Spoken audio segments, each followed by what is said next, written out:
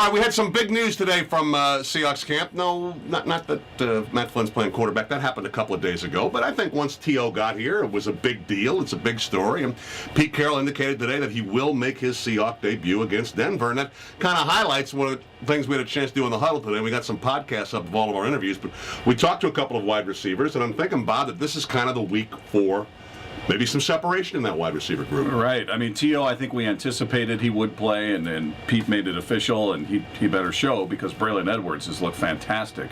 But we talked to Sidney Rice. We talked to Deion Butler, who's dealt with a horrible leg injury.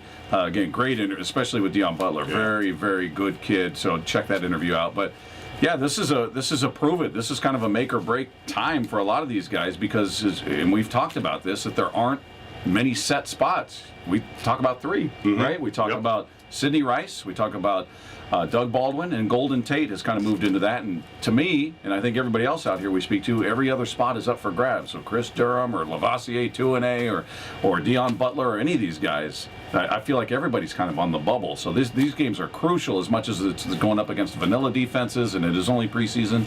These are absolutely crucial, and I would hope to see Deion Butler.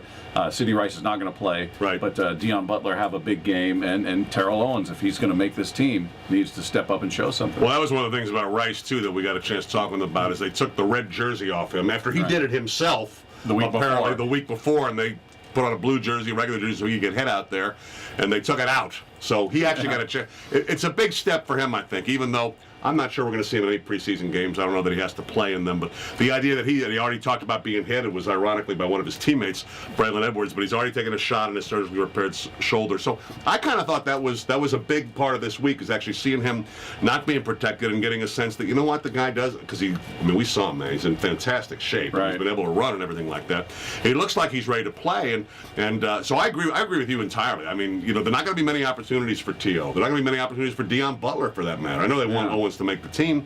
They got to jump when they get him. They're going to get him this week. Yeah, and you still got the other guys out there, Ricardo Lockett, Ben Obamanu. You've got other guys that you've heard the names over and over, Chris Durham.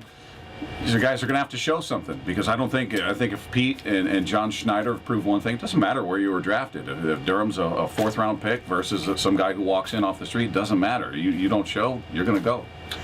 Hey, that rhymes. That was good. That was an accident. That was really good.